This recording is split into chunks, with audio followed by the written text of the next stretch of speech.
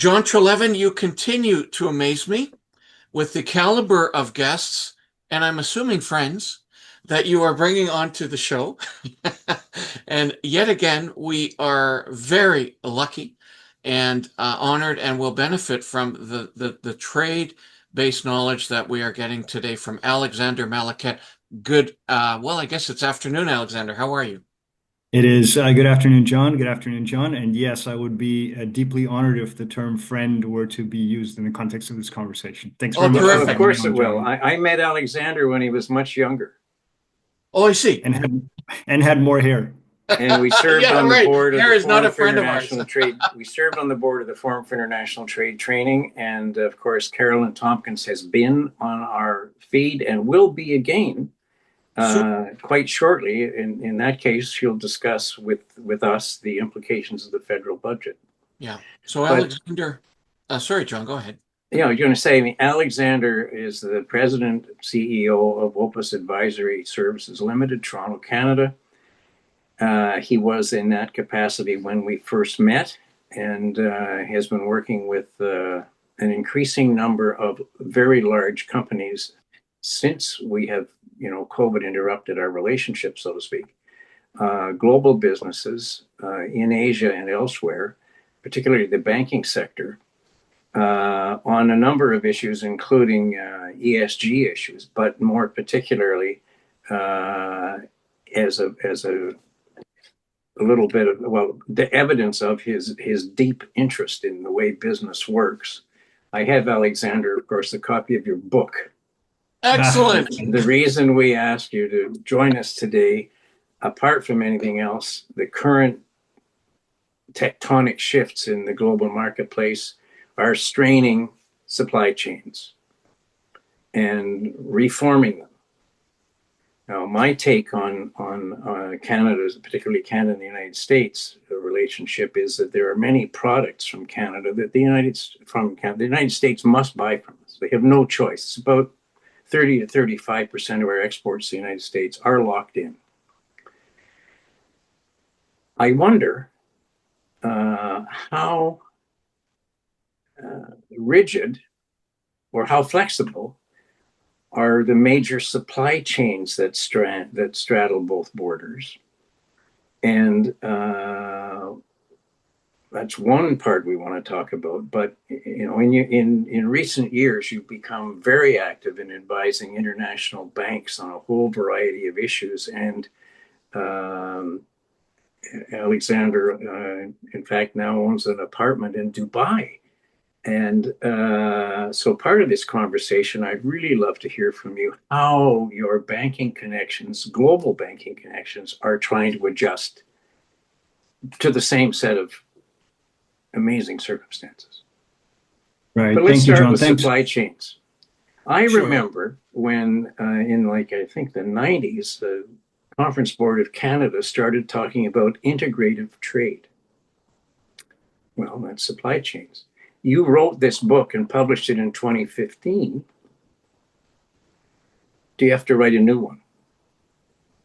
I do. It's well due for an update. Listen, thank you very much for that generous introduction, and allow me to maybe provide one point of context that might be relevant for this conversation. And that is to say, so one of the areas of specialism that I've been focused on for the last 30 years is a very esoteric form of financing called trade finance, which is literally the financing of import and export activity and supply chains. The WTO and others will say, and you can Google this, that 80% or more of global merchandise trade depends on some form of trade financing. So something in the order of 24, $25 trillion a year in global flows would not happen without this particular form of financing. So when you say, John, that we've been advising global banks and other players, multilateral development banks, the alphabet soup of international and multilateral organizations in that topic, and as it relates to ESG and sustainability, that's absolutely right. And that 80% data point gives you a reference to appreciate how central this is to the functioning of the global trade system. And so for that reason alone, these banks are very much at the heart of looking at the reshaping or the reconstitution or let's say, the changing or the shifting shape of trade corridors globally. And this goes back to the global financial crisis of 2008, 2009. It certainly was impacted by the COVID-19 crisis a few years back, and it's certainly being impacted by Trump 2.0 in ways that we hadn't anticipated. Alexander, I'd like to build upon this because I'm not a fan of banks. Okay, I have been a small business operator for all my life. In fact, generally tend to profile myself as a serial entrepreneur. And big banks have just never really sort of crossed that bridge into really what smaller business needs. And of course, as you know, most of our business, especially in BC, is small business, upwards in the of country. 95%. So this notion of getting reliable financing, uh, flexible financing, and quick financing is not entirely within big bank mandates. All right. So then one has to start to look at these third party financing options. In Canada, we have a great one, Economic Development Corps, EDC. And we not that's not necessarily a bank, but it is a finance organization helping businesses to traverse the financing gap. Because we can do as much as we want around planning and due diligence and training. At some point, there has to be a cash flow element to making a product A go to place B. I would like to hear your and to establish supply chains, etc. Can you give me your reaction to what I'm saying? Is yeah, Yeah, so certainly in the Canadian context, John, I would agree with you 100%, right? The banks here are driven by commercial mandates. The economics just don't support them going down market to the SME, especially the M segment or the S segment of the SME, right? It just doesn't make mathematical and economic sense for them to do it. And we haven't yet figured out a formula to enable them to do it. It's not about me defending the banks. I recognize their shortcomings. Believe me, I deal with they're running a them business too, right? almost on a daily basis. Yes, they are, and they're accountable to shareholders and all those good things. And so it's a question of what's the context? Do they have an imperative to do this? Have we facilitated the environment, including the regulatory environment, the credit analytics environment, all those sorts of things that make this economically viable? Or are we pushing SMEs to look, as you said, to alternative sources of financing? EDC is a very, very special case. Export Development Canada is highly regarded on the international stage. They are one of the foremost export credit agencies in the world, and they deal in the type of financing that I'm speaking of. And I know them very, very well, having been involved in the 2009 legislative review that they undertake every decade or so. I didn't conduct the review, but I wrote the terms of reference of the review for a number of stakeholders in the Canadian government. So I know them very well. They have their shortcomings as well. They have had in historically a quasi-competitive posture with the Canadian banks and others. They've since adjusted that very, very significantly and quite successfully to become much more collaborative. I don't know the new incoming or the new or incoming CEO. I knew Mary Lavery somewhat better than that, and certainly Stephen Poloz, who ran it for a number of years.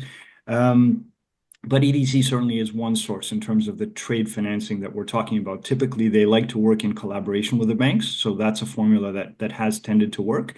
But we can also look at alternative international sources of financing for Canadian businesses. There are a number of platforms that are targeting the SME segment. If you gentlemen are familiar with PayPal, at a certain point in time, that online payment platform started to look at payment history as a way to proactively provide loans to their SME clients. Oh wow. Wow. So I don't know how that's been scaling, but those are models. There are shipping companies like one major one based in the UAE that is providing trade finance for their logistics clients. So there are some creative sources of this type of financing that can be accessed, and happy to share some resources with you and your listeners at some point. Okay. Can I mention one that is related to the Saskatchewan Trade and Export Partnership? And we have interviewed the new CEO. But when I was there, we created a financing instrument where we were looking at loans of up to 90 days in amounts up to $150,000 working capital because we were working with businesses that were tackling new markets and having to grow and mortgage the house to grow and all that kind of good stuff, and had domestic clients. And we knew that there was a market failure there. Well, EDC provided the first, I think, $1 million capital. It was a revolving fund. We did hire someone from the banking community to be the administrator. And before, it was called Next Trade Finance. Before we were, it went on for several years after I left, and anyway, got wound up for whatever reason. But it went on for years, and there were virtually no loan losses.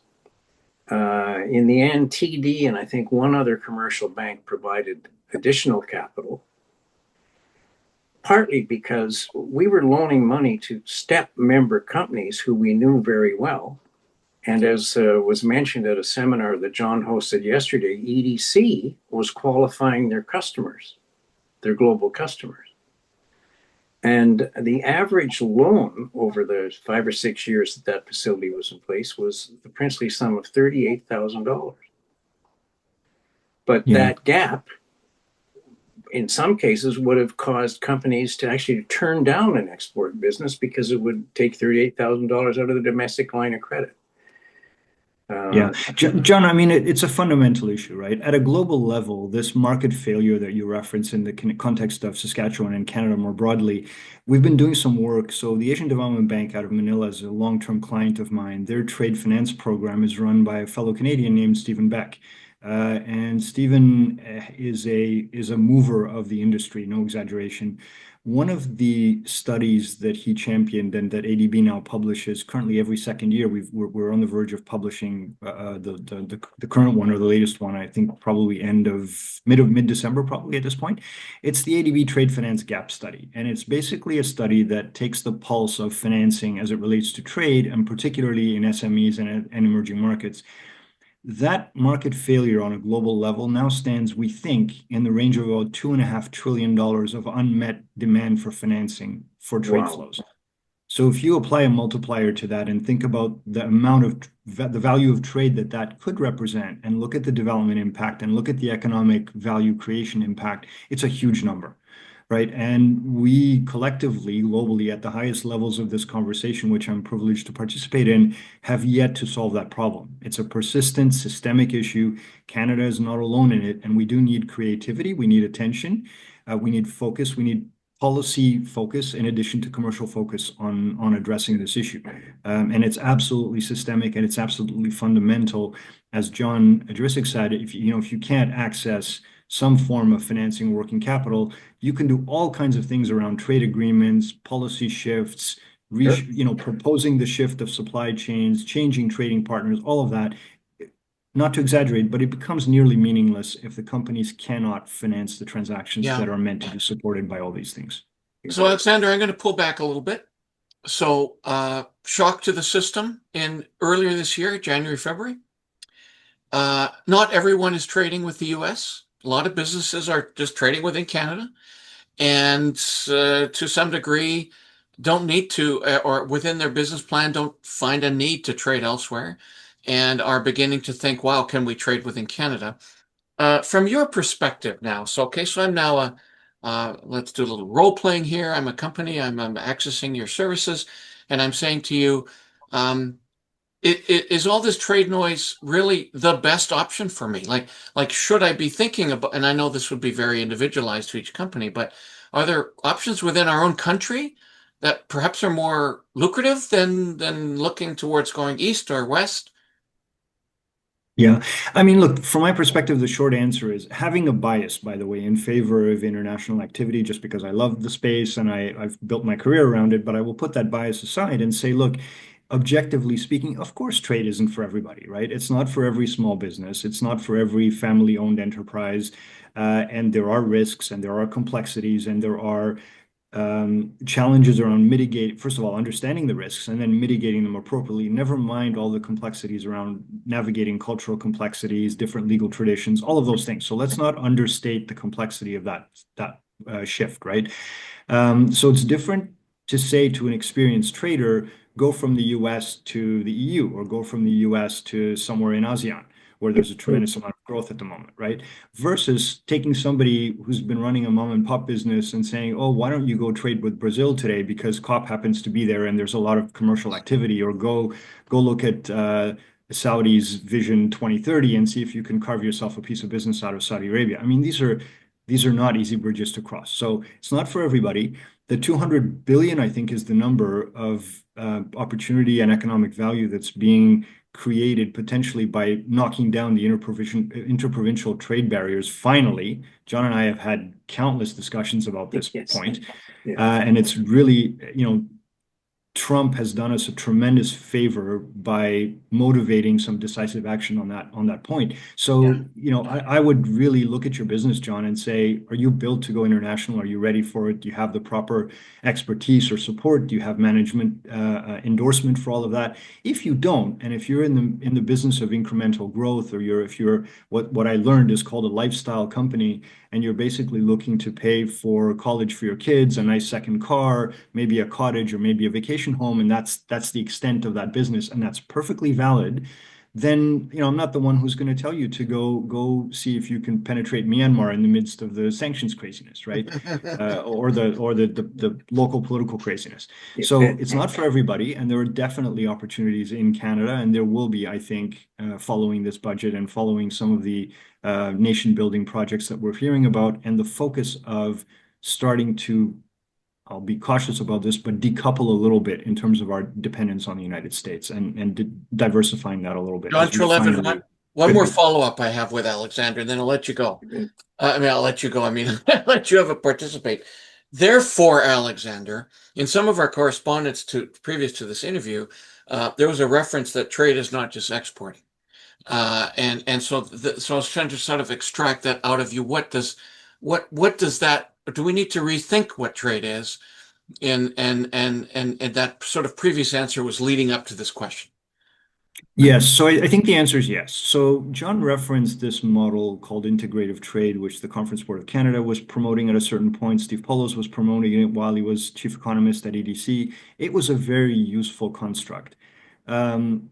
And it recognized the interplay between trade and investment, and including import and export and investment. So there are a couple of points here that I would highlight, John, which is that exporters are very often also importers because they import components to be, let's say, included in their final product for re-export. But then there's the fundamental question of what math are we doing? Does it really, this whole discussion about deficits versus surpluses, it's an academic discussion in some sense, and it's because somebody decided that a surplus is better than a deficit. But if you think about it objectively, if you're in a trade deficit situation, it means you're importing more than you're exporting. It doesn't mean that the standard of living of your citizens suffers as a result. It means indeed you're importing value. Exactly, you're importing value. Exactly right. You can't get at a price elsewhere. Exactly. And for those reasons, I mean, if I don't want to get into economic theory, but if we get into the whole absolute versus comparative advantage discussion, imports are a very valid strategy, right? And imports are a very valid commercial choice and a commercial decision, and they get, let's say, underappreciated in our current discourse. So I think the short answer to your question is, I believe the answer is yes. We need to take a more holistic view of trade, not only the import and export dimension, but also the international versus the domestic dimension. And this is where, John Treleaven, your point about supply chains comes back in, which is to say that supply chains exist cross-border, but they also exist domestically. And so some of the disciplines that we would apply in the context of a cross-border supply chain, including some of the financing solutions and mechanisms, we could repurpose and make them fit for purpose for domestic supply chains and domestic trade and domestically originated economic value creation. And fresh news from the front, that's happening. John and I are very familiar with a company in Victoria that's in the precision machining business. They have marquee clients in the aviation and defense space. They've done some exporting to the United States. Well, in recent weeks, given A, the money that the federal government's going to put into defense, and B, the pressure that's, not pressure, but the dynamic is, if you can buy it in Canada, buy it in Canada, right? Let's just reduce our exposure to the United States. his business is getting an increasing flow of what are the best thing a company can have. People requesting bids on their quotes on the product. So I mean, it's great to see that happening. I just want to go back to an earlier point. International trade certainly isn't for everybody. Domestic trade surely should be, and that's why it's so wonderful. I mean, we've talked about this for 30 years, Alexander, that the Carney government has, drawn the line in the sand. My personal hope is that he's done all he can do legally from a federal government point of view. But my personal hope is that he will spend the political capital necessary to ensure that provinces actually drop barriers instead of spending years devoted to determining what are the exceptions that they don't want to touch. And then couldn't agree more. We'll go back to the role of government in all this. There is a bit of tension because I guess ministers like targets and there's kind of flavor of the day indications that get placed in budgets. If you read the budget, it talks not just about international trade, but it talks about markets and products and product areas. I've never thought that governments should they should respond to priorities, but they should never dictate them. And it is the tension. This is a wonderful time. There's no doubt about that. But the tension between a government or a bureaucracy trying to achieve a goal and actually delivering what businesses need to sustain themselves, grow, and become stronger is a problem. The most extreme example one can quote is that it was the British Trade Commissioner Service that caused the bankruptcy of Rolls-Royce jet engines. The Lockheed Aircraft was going to build a new plane called an L-1011, and it was the British trade people who persuaded Rolls-Royce to enter a fixed price contract to develop the RB211 engine. It all sounded great. I mean, it's a priority sector. Big British company, wonderful high tech. No. And to a greater or lesser extent, this moment in time, which is so important to business and so important to the country. We've got to avoid that. We've got to allow the business community to drive the areas and the markets and the products that need support. Yeah, I mean, we've tried this over the years with champion sectors and champion companies and champion brands and all of this. And if anybody wants a perspective on how that all played out, I mean, Andrea Mendel Campbell's book from years ago called Why Mexicans Don't Drink Molson's is a heartbreaking, let's say, recap of the history of big Canadian brands in international markets and how we hit a ceiling and then we effectively implode for a variety of reasons. Look, I agree with you. It's a tremendous opportunity. It's a tremendous time to look at possibilities, to look at some creative ways to innovate and to drive things forward. I also agree that business probably should be leading the way.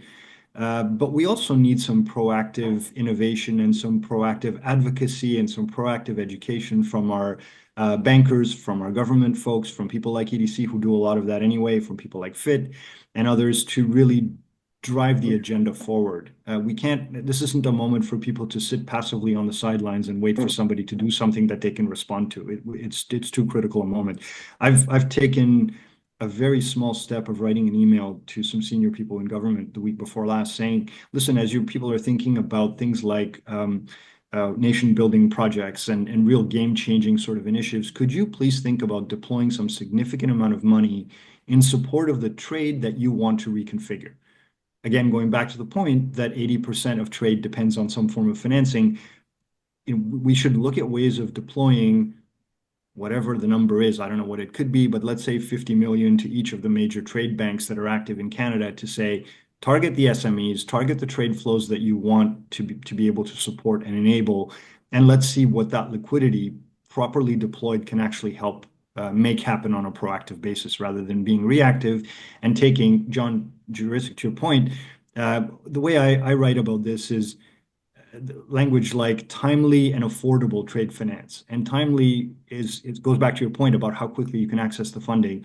And affordable goes back to the point of, does it make sense in terms of the margins that are likely to arise from a particular deal, or does the financing become so expensive that it's prohibitive, right? The other piece that I want to highlight here is that financing can be a competitive advantage. So we may have a phenomenal product and it may compete very well in international markets. But if we are able to wrap an attractive financing package for the buyer overseas, that's a delta that we should be looking at as well. Yeah. Yeah. And it's nothing new. It's been done, but it Mhm. needs to be brought back to the forefront and needs to be in our quiver of tools that we can use. Well, good luck with your correspondence. Man, I really hope that that makes a difference because it just doesn't seem that we've had as much innovation and global leading activity within the financing sector as we have in all other sectors of IP development, software development, etc. It just continually frustrates me. Nonetheless, let's pull back a little bit, Alexander, and to the degree that you can comment on these things, because I get that you're very actively consulting and working with people. Um, is this Trump stuff sustainable for that country? Where are they going to go in the midst of all this?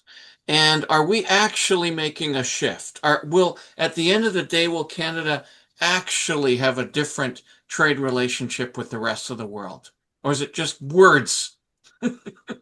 I'll take the last one first, John, and it's my sincere and profound hope that we actually do things differently. We are highly integrated with the US at the moment across a number of industries that both of you will know better than I.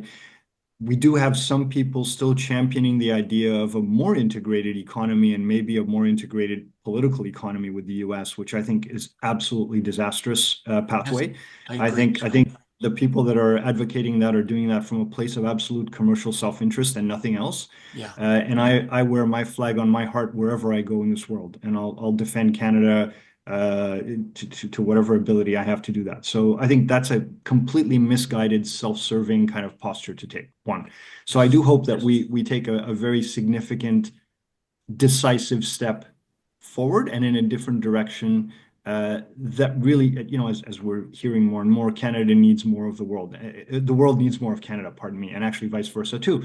But it's more than just our products. It's our attitude, it's our approach, it's the way we engage in the world. I think we punch above our weight class across a range of dimensions that we can be very proud of collectively. So that's one. Secondly, in terms of the United States, look, I don't court controversy, and I could care less about this kind of thing, but I'm also a straight shooter, and I think that what's happening in the U.S. is going to be the greatest self-inflicted harm that country has seen probably in its 200 and whatever 40 or 50-year history. Yeah. And I think they're going to pay dearly for it, both those that are enabling the current reality and those that are sitting on the sidelines and doing nothing about it to combat the current reality. For example, we've seen a few, let's say, reactions in favor of Canada and defending us against the 51st state nonsense, but it should have been a cacophony of noise that we should have heard in support of Canada. And we heard, some very muted reactions from some very limited sectors. So I think the US is going to pay dearly, and they're going to take, maybe it's a generational process to try to even partially repair the damage that's being done to them at the moment. Mhm. So it's self-inflicted and it's self-sustained. And I had a discussion in a grocery store recently about buying American product versus Canadian product, and I asked the Canadian chain, "Why are you even carrying this stuff?" And the grocery manager said to me, like, I have time to have these conversations. He said, "Look, I've had discussions with other people on this who say, well, the American farmers are not to blame, so we shouldn't punish them." And my view is actually too many of them actually voted for this situation. So Right. they asked for this consequence, and the damage they're doing to us, they are not, uh, they are at least partially responsible for. So we have every right to put elbows up and defend ourselves and defend our country and defend the things that are important to us. And I'm very proud of the way that we're doing it both federally and provincially, with most of our provincial leadership taking a very national point of view on this and putting the flag first above their own self-interest. So I think that's my view on it. I think the U.S. is doing massive damage to itself. It's going to take a very long time for it to If recover, not ever, only with if ever. Canada, but if ever. I Yeah, didn't want to say that because that's a long time, but yeah. they've recovered from some major disasters in the past. So they have a track record of doing that. But it's much more than just Canada, right? I think this is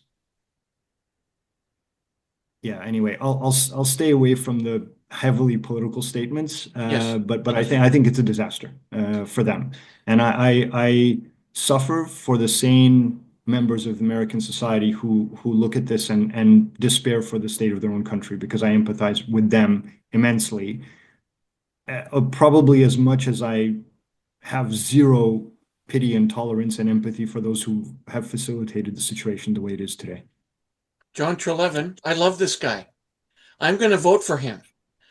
Absolutely. There are certain realities to what we're doing here on this digital conversation, that being that there are very short attention spans out there. So, John Trelevin, why don't I leave it to you for the last question? And then we're going to say thank you to Alexander and hope that you join us again in the future. Pleasure. Thank you, John.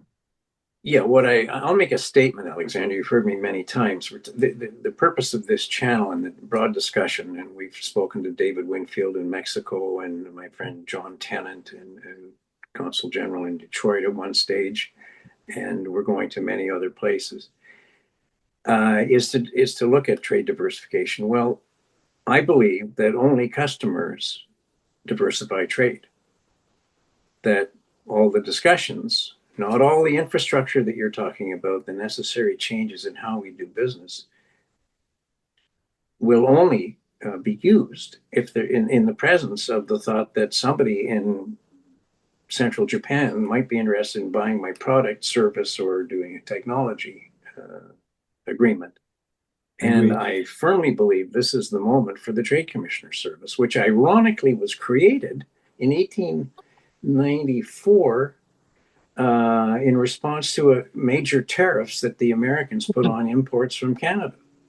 Nice. And I would say with the degree of sophistication that you and your colleagues and people like you in the business community, banking community bring to this discussion, we're in a wonderful, so some externally imposed, but a wonderful opportunity as we're doing on internal trade to streamline, modernize, focus, and make more robust the risk mitigation measures that governments and the private sector provide to permit the largest number of Canadian companies, not just to do international trade. International trade is really easy if you don't want to make money at it. But to do international trade on the basis of profit for your shareholders, increasing jobs for your employees, and creating value for customers around the world. Alexander, thank you very much for spending time with us today. John, can I share one more anecdote with you just to wrap this up? Sure. So I'll say, guys, I'm the smallest of SMEs you're ever likely to run into. This is not a statement based in ego or whatever, but I've probably done business in 50 countries so far in my last 25, 30 years. If I can do it, any business in Canada can do this with the right advice, with the right support, all the rest of it. I was in Singapore around 2009 or 10 in the midst of the global financial crisis, and we were attending an International Chamber of Commerce dinner. I served on the executive committee there out of Paris, and we had an event in Singapore. And I met there the head of the arbitration commission, as I recall, her title was. She was a trained lawyer. And I asked her, Sylvia, I said, listen, how are you seeing Singapore surviving the global financial crisis? And her answer has stuck with me ever since, 15 years or whatever it's been. She said, in Singapore, we are so small that we can't afford not to be engaged in international markets. So we are always looking, as Singapore Inc., international markets, international opportunities, be competitive, do things. Once we commit to something, try to be the best at it that we can be.